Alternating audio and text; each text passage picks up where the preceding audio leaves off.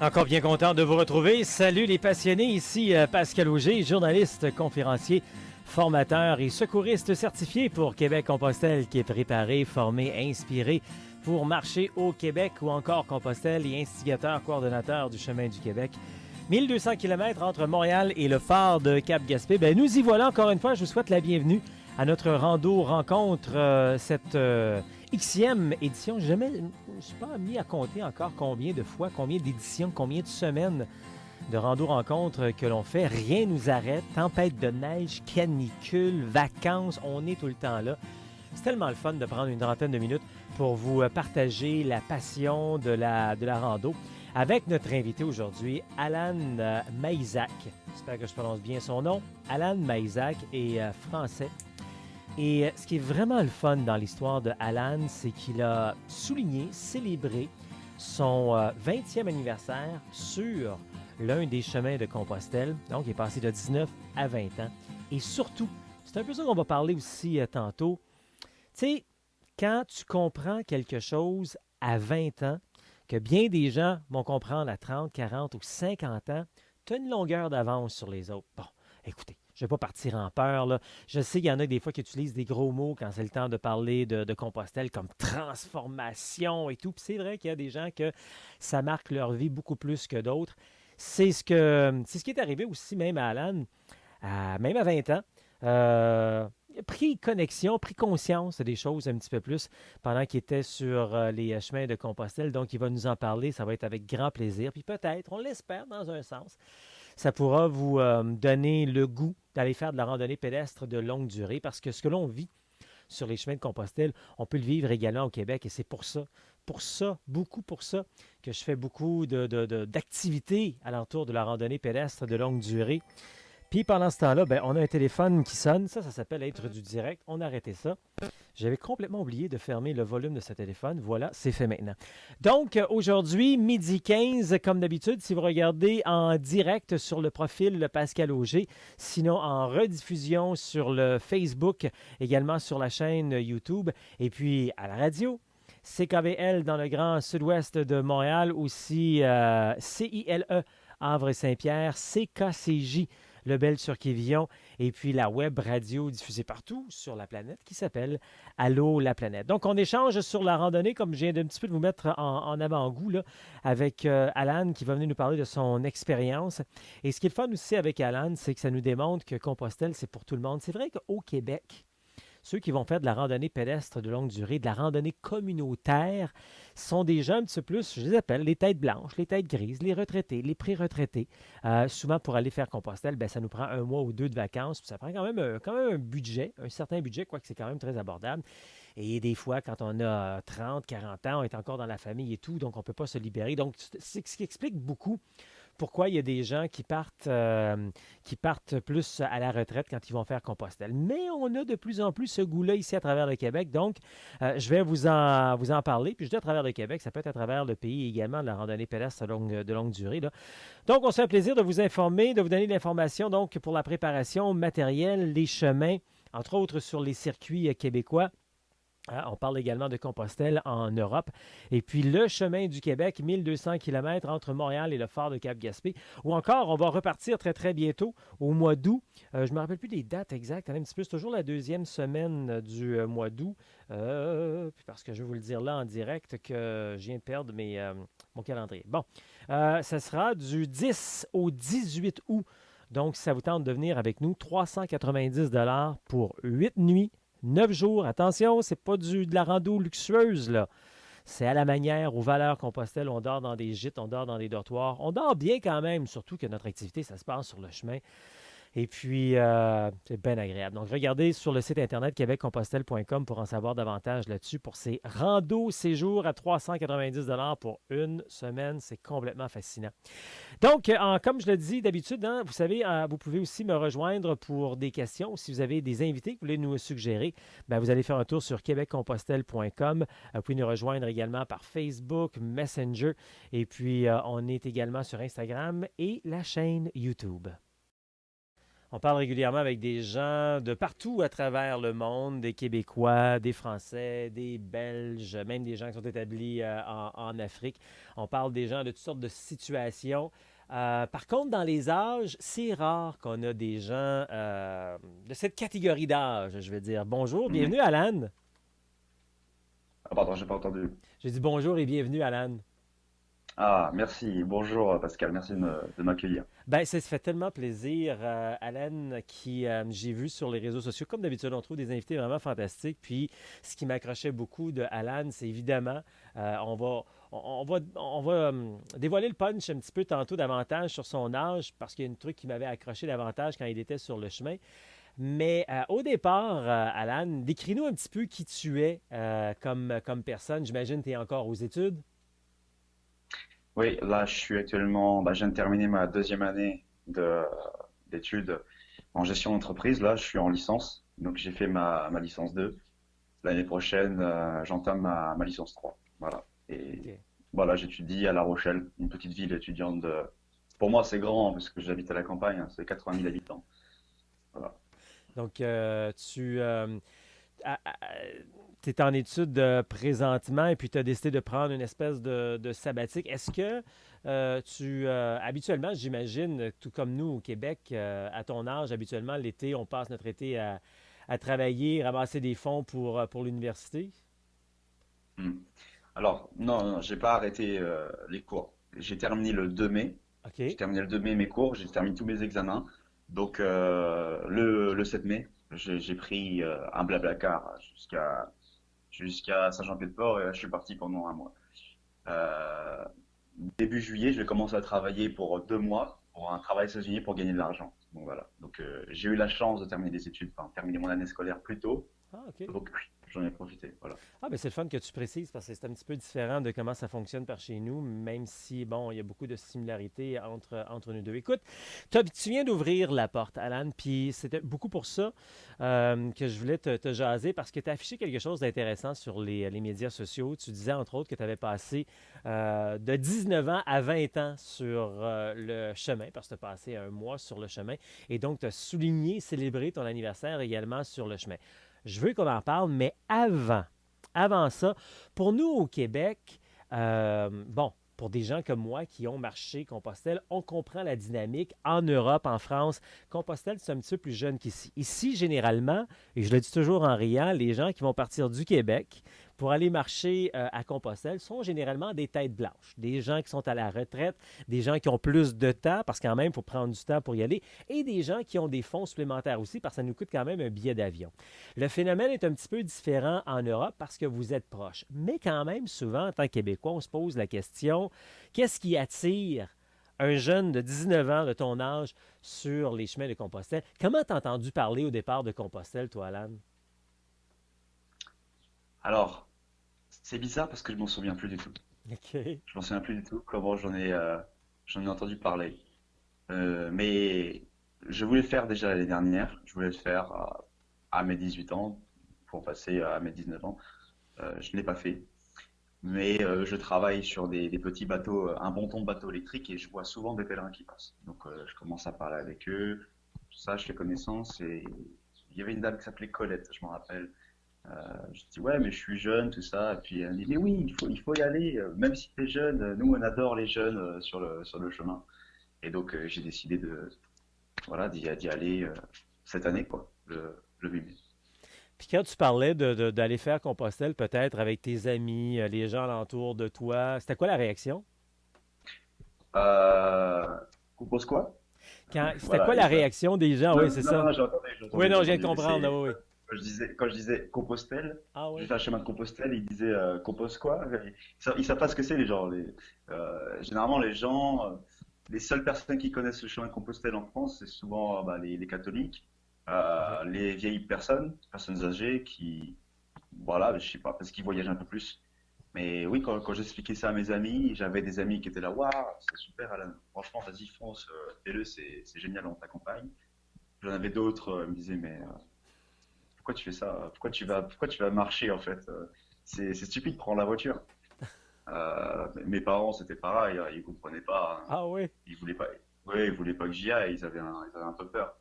OK. Mais c'est normal, ce sont des parents.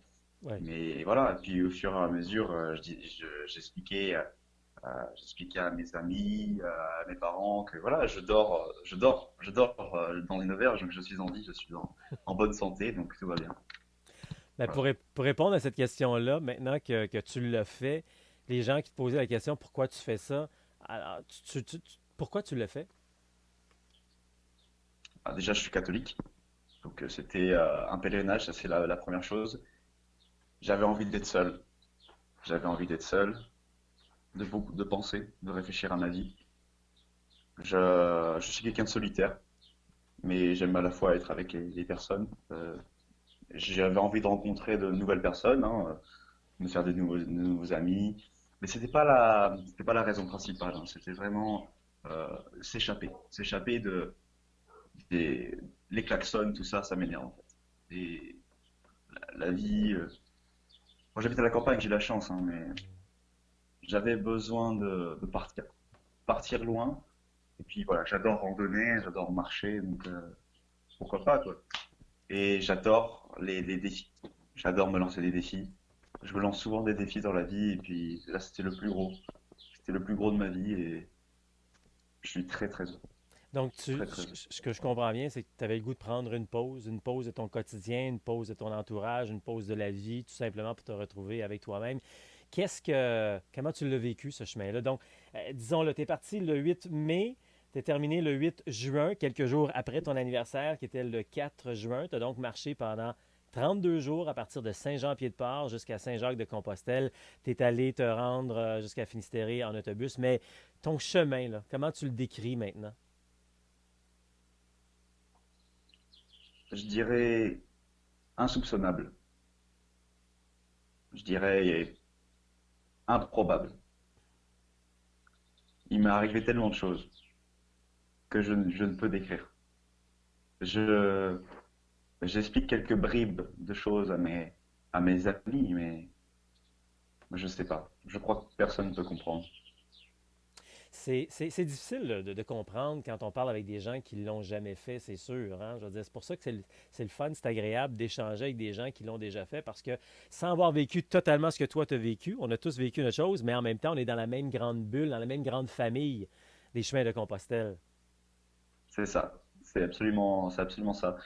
Il y a des gens, oui, j'essaye d'expliquer, mais en fin de compte, je m'en fiche. Je m'en fiche. J'ai pas envie d'expliquer aux gens. J'ai pas envie que les gens me comprennent. Je veux juste me comprendre moi-même. Ouais. Et ouais, à mes amis, je leur explique. Mes plus proches amis me comprennent Mhm. parce qu'ils sont dans la même façon de penser. OK. Mais les gens qui pensent pas comme nous, je leur explique. Bon, voilà, je perds pas mon temps à expliquer des gens qui veulent pas comprendre ça. Donc, tu es, parti de chez toi en Blablacar pour expliquer pour, entre autres, les Québécois et ailleurs, c'est un service de covoiturage. Hein?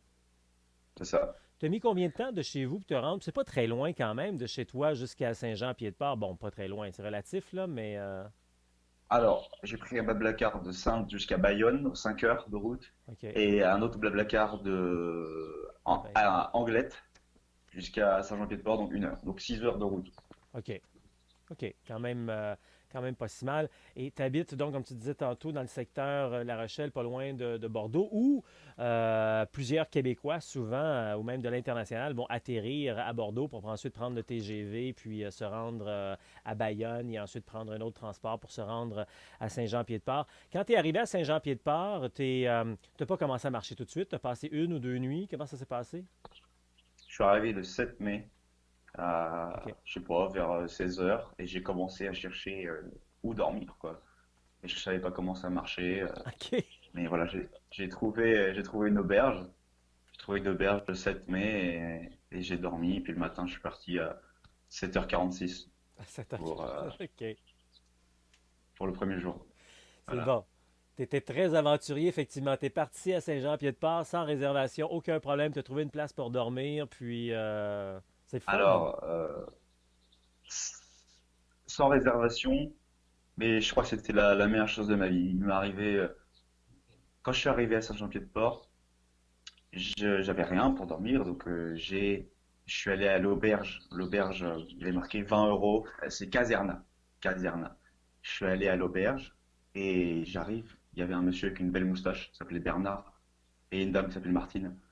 Donc je vais les voir et voilà, est-ce que je peux dormir ici? Et puis là, Bernard me regarde et il me dit ah bah, je suis désolé mon garçon, mais il n'y a plus de place. Il n'y a plus de place, je peux rien faire pour toi. Je fais ah mince, comment je vais faire du coup pour dormir? Et Bernard il fait bon, attends, on va appeler les autres auberges. Donc ils appellent, fermé, enfin rempli, rempli, rempli, rempli. Donc là j'étais bon bah je vais dormir dehors quoi. Puis j'en souviendrai toute ma vie. Il m'a regardé dans les yeux comme ça et puis il m'a dit on va s'occuper de toi. On va, on va te donner un lit. Alors qu'il y avait presque plus de lit quoi. Donc du coup ils m'ont donné un lit avec une chambre qui était pour un couple quoi. Mais voilà, ça OK. c'était ma première expérience du chemin et je l'oublierai jamais. Donc, de un, on trouve toujours un endroit, il y a toujours quelque chose qui arrive à quelque part pour nous aider à trouver ou nous. Puis là, on parle de dormir, mais ça peut être une autre situation. Il y a toujours quelque chose qui arrive pour nous aider. Dans ton cas, ben, tu n'avais pas réservé habituellement en France, entre autres. Puis là, c'est un des derniers passages. On fait une réservation, mais toi, t'es allé comme ça. Puis là, par la suite, ben, en Espagne, c'est moins un problème parce que justement, on ne réserve pas, quoique il ne faut pas manquer d'endroit, mais souvent, on manque pas d'endroit finalement. Est-ce que tu as traversé les Pyrénées, tu as arrêté à Horizon pour une nuit ou tu as traversé au complet? Non, non, non, premier j'ai fait Saint-Jean-Pied-de-Port, Roncesvalles. OK, Donc voilà. Donc OK, en une fois, donc 26 km 5 quoi. OK. Mais là, dis-moi, là, t'es parti, t'es allé dormir à Saint-Jean-Pied-de-Port, t'avais pas fait de réservation, t'étais équipé ou comment t'étais préparé au juste? Oh, j'avais mon sac à dos, mes deux bâtons OK. et mon cœur et ma tête, c'est tout ce qui suffit. Pas de sac de couchage. Ah, si, j'avais un petit. Mais c'est pas un sac de couchage. Moi, j'appelle ça un sac de couchage, mais ma mère, elle m'a dit, mais non, là, c'est pas un sac de Oui. couchage, c'est un sac à viande, là, c'est Oui, oui, juste oui, pour te mettre d'accord, OK, dedans. c'est ça que t'avais avec toi. Ouais, OK, voilà. parfait. Bon, ensuite, tu pars, ça fait quelques heures, quelques jours, 7h46, tu pars donc le matin du 8. Comment ça se passe tes premiers jours? Est-ce que tes attentes sont comblées? Est-ce que tu trouves des choses étranges? Est-ce que c'est encore mieux que ce que tu avais prévu? Comment ça se passe le début de ton chemin? Alors, le 8 mai, c'était très spécial parce que c'était la pire journée pour OK. commencer le chemin. Quand je suis arrivé en haut de la montagne, donc c'est vers la frontière, la pluie arrive, Mhm. le vent arrive, euh, du tonnerre arrive OK. et de la grêle arrive. Oui. Tout en même temps, les quatre choses en même temps. J'avais faim, j'avais soif, j'étais fatigué, et j'ai tout ça en même temps. Tout le monde mettait ses ponchos.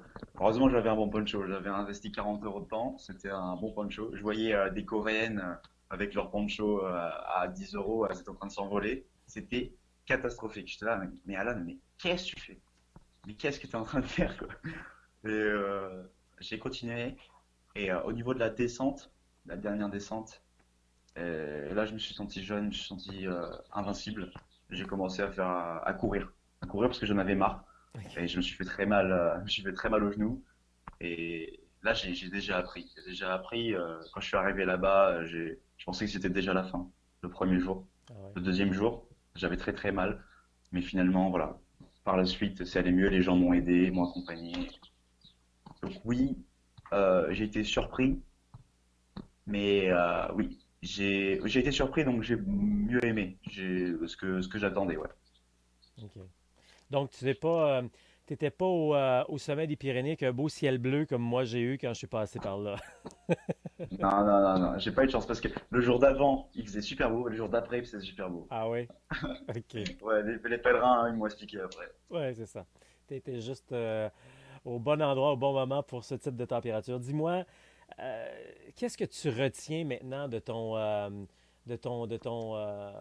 voyage? Je te regarde, je te parle, je te connais pas. C'est la première fois qu'on se parle. Tu as l'air d'un bonhomme assez paisible, assez serein. Est-ce que tu étais 100% comme ça avant? Tu penses une coche de plus? Mais c'est quoi? Comment tu as vécu finalement ton chemin? Pour moi, bon, ça va faire un peu gaga, hein, mais c'est la vérité, hein. Ça m'a changé complètement, complètement. J'étais quelqu'un, je dirais, je me mettais en colère des fois, pour rien. Je pensais trop à des choses ridicules qui n'ont pas de sens. Et oui, ça m'a apaisé, oui. Des amis m'ont dit que j'étais plus paisible, plus calme. Tant mieux, tant mieux. Mais oui, ça m'a changé, oui. Et comment ça a été aussi, j'imagine, ça doit être agréable, c'est différent en tout cas des 18 années précédentes où tu as célébré ton anniversaire probablement avec des amis et de la famille, et là, tu es sur le chemin, tu célèbres avec des inconnus, quoique, rendu là, ça faisait presque un mois que tu marchais, tu t'étais fait des amis et tout. Comment ça a été ce petit plus-là de souligner ton anniversaire sur le chemin? C'était un incroyable anniversaire. 2 jours avant mon anniversaire, en fait, je l'avais dit à presque personne que le 4 juin, c'était mon anniversaire. Et il y avait une fille que j'ai rencontrée, donc on faisait connaissance. Et je lui dis, bah toi, t'as quel âge? Elle me dit 30 ans. Et elle me dit, bah toi, t'as quel âge, toi? Bah, je dis, bah j'ai 20 ans dans 2 jours. Elle fait, ah, d'accord, ok, d'accord. Je dis, oh, ok.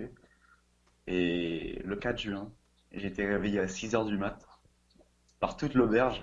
Ah Il oui. me souhaitait Cumpleaños feliz, Cumpleaños feliz. Moi, j'étais là, mais déjà, j'étais fatigué, quoi, de me réveiller, j'étais là, qu'est-ce qui se passe? Et tout le monde me souhaitait mon anniversaire, et Hmm. waouh, c'est génial, c'est génial. Les gens ne me connaissaient pas, ils Mhm. me souhaitaient mon anniversaire. Ouais. Et sur tout le chemin, tous les jours, ils me Ouais. disent, ouais, bon anniversaire, bon Ouais. anniversaire, bon anniversaire. Ce soir, on prend une bière, hein. Ce soir, on prend une bière. Ce soir, on prend une bière. Eh, je pouvais pas refuser, c'était mon anniversaire. Donc le soir, on a fait une grosse fête et toutes les personnes m'offraient des bières. Donc j'ai bien dormi, j'ai Bon, très oui. bien dormi. T'étais où? T'étais où cette nuit-là? Est-ce que tu te rappelles? Quand on t'a chanté ce joyeux anniversaire, t'étais où? T'étais proche de la J'étais fin, là. j'étais à Saria. À Sarria, en plus. OK. Ouais, donc il y avait plein de nouvelles personnes. Ben Il y avait plein de oui. nouvelles personnes. Ben oui. Des Espagnols, beaucoup, beaucoup d'Espagnols le dernier jour. Mais même les Coréens m'ont souhaité mon anniversaire. Ouais. Kim. Est-ce que ton chemin, est-ce que tu as été, puis on approche la fin, là, puis c'était un des points importants pour lequel on jasait aujourd'hui, parce que bon, tu fais partie de la jeunesse qui fait le chemin de Compostelle, et tant mieux, parce que je dis souvent, plus jeune on le fait, plus vite on comprend des affaires. Est-ce que tu as vu quand même, tu t'es retrouvé, il y avait quand même beaucoup de jeunes de ton âge sur le chemin? Oh oui, oh oui, j'en ai retrouvé beaucoup, beaucoup de jeunes. Beaucoup de jeunes de... Je faisais partie des plus jeunes, ouais. Il y avait une fille de 18 ans, plus jeune que moi. Je me suis fait un de mes meilleurs potes, du coup. Un de mes meilleurs Mhm. potes que j'oublierai jamais, qui s'appelle Adrian. C'est un Américain, il a 22 ans. Un autre, Leonardo, qui a 26 ans. Il y en avait qui avaient 22, 23, 19. Mhm. Ouais, il y avait plein, plein, plein de jeunes. Vraiment, vraiment, c'était génial. Parce que j'ai fait les meilleures rencontres parce que ce sont des jeunes qui me ressemblent. Ouais. Là, ils avaient la même façon de penser que moi, Ouais. donc généralement, on connecte, quoi. Donc, tu reviens de là en terminant. Tu retiens quoi? Qu'est-ce que tu retiens de ce voyage? Je retiens que même si j'ai 20 ans, la vie est très courte. La vie est très courte et j'ai trop laissé ma vie de côté. J'ai trop laissé les personnes de côté dans ma vie. Et je vais profiter à fond maintenant. Vraiment. Vraiment à fond de tous les instants.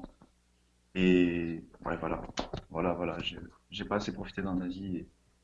Et grâce au chemin, hein, j'ai beaucoup pensé, j'ai beaucoup réfléchi, pensé, songé, j'ai tout fait.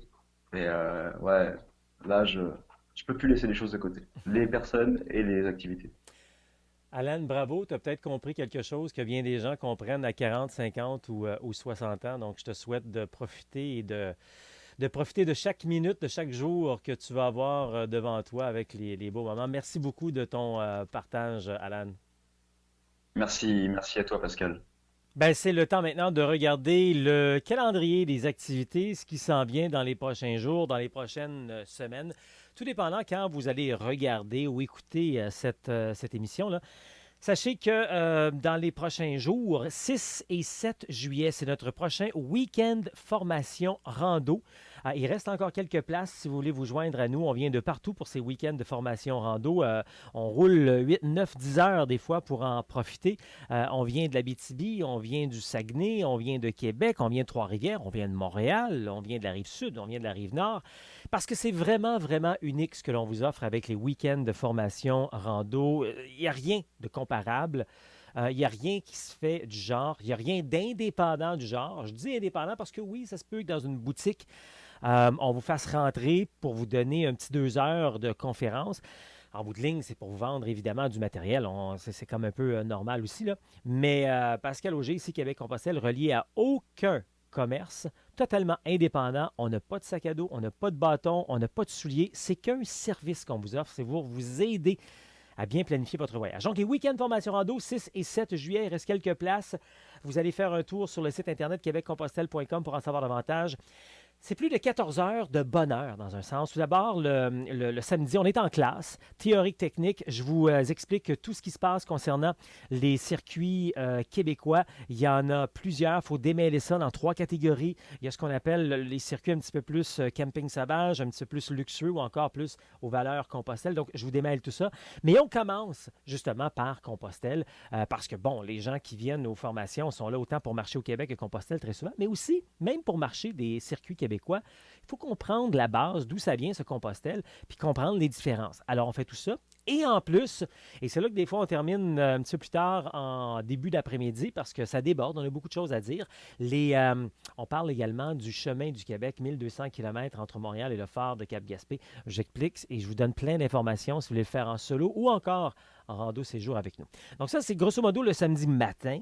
Maintenant, le samedi après-midi, on passe à travers un sac à dos, vraiment pour vous enseigner, vous éduquer, vous aider à voir c'est quoi un bon sac à dos, le bon matériel, le bon poids, pas apporter énormément de choses pour rien, pas partir avec une espèce de gros sac là, épeurant. C'est pas avec ça qu'on part. Regardez les sacs qu'on a, là, qu'on vous parle régulièrement, ben, c'est des sacs moyens. Puis dans ce temps-là, c'est confortable sur notre corps. Vous n'avez pas besoin de transport. Des fois, on me dit ça, Pascal, y a-t-il un transport de bagages? Non! Pas besoin de transport de bagages si vous avez le bon poids, le bon sac. Donc, on passe à travers tout ça le samedi et le dimanche.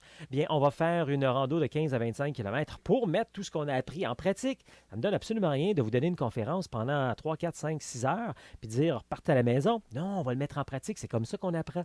Alors, les week-ends formation rando, chaque début de mois, on en a donc 6 et 7 juillet, ça s'en vient. Ensuite, la fin de semaine d'après, on a une rando d'un jour. On appelle ça les randos initiation retrouvailles. On va partir, on va faire la portion Montréal, très intéressant. On part de Dorval, on s'en va jusqu'au Vieux-Port de Montréal. Donc, c'est très abordable. C'est un prix vraiment là, symbolique là, pour vous joindre. C'est à peine quelques dollars. Regardez sur le site Internet là, pour vous inscrire là-dessus également. C'est toujours agréable parce que rando initiation retrouvailles. Donc, on s'initie, on se retrouve avec des gens qui en ont déjà fait. Donc, on partage. Et la semaine d'après également, le 20.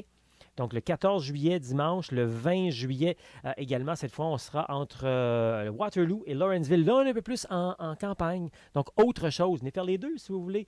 Ça va vraiment vous mettre dans le goût. Après ça, par la suite, pendant le mois, il y aura des kiosques chez Decathlon où on nous accueille une fois de temps en temps pour pouvoir parler randonnée. Et puis, il y aura aussi un réseautage magasinage. Je vais avec vous en magasin pour vous aider à choisir le bon matériel. Puis, il y a plein d'autres affaires également. Regardez sur le calendrier. Mois d'août, on a notre rando séjour. J'en ai parlé un petit peu tantôt en ouverture. Une semaine de rando à 390 $. C'est accompagné par Pascal Auger. Pas de pépins. Vous savez où vous allez dormir, etc. Tout ce qui vous reste à faire, finalement, c'est décider où vous allez manger, au dépanneur, à l'épicerie, au restaurant. Donc, totale liberté comme Compostelle.